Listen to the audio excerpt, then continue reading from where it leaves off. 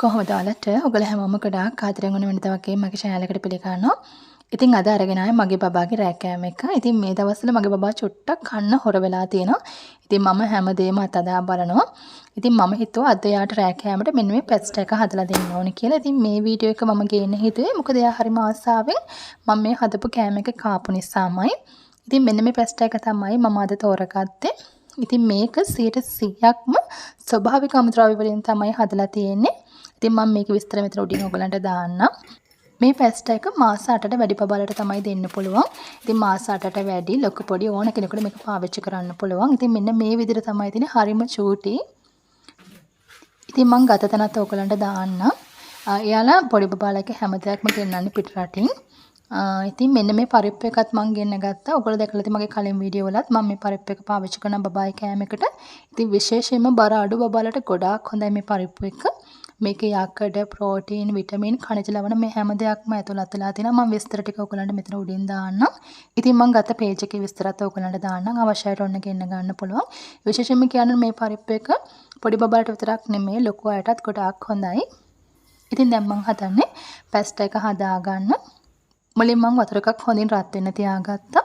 ඊට පස්සේ ඒ අතරේ මම නිවිති කොළ ටිකකුත් ලෑස්ති කරගන්නවා. ඉතින් මම මේ පැස්ටා එක පොඩ්ඩක් හොඳ පෝෂදාය විදිහට හදලා තමයි අද බබාට දෙන්නේ. වතුර එක හොඳට රත් වුණාට පස්සේ ඔයාලට පුළුවන් පැස්ටා ටික දාලා තම්බ ගන්න. ඉතින් මම මේසන් දෙකක් වගේ ගන්න. මේසන් දෙකක් හොඳටම ප්‍රමාණවත්. ඉතින් ඔයාගේ බබා මගේ බබාට අවුරුද්දයි මාස 4ක් නිසා මම මේසන් දෙකක් ගත්තේ.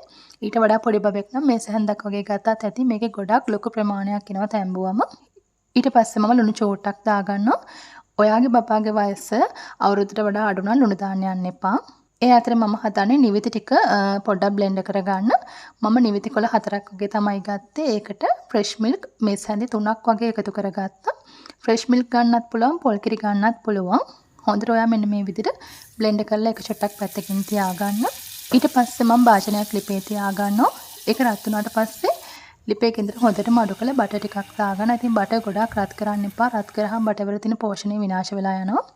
දැන් මම ගෙන්දර හොඳටම අඩු කරලා තියෙන්නේ. ඊට පස්සේ මම මේකට බිත්තර එකක් එකතු කරගන්නවා.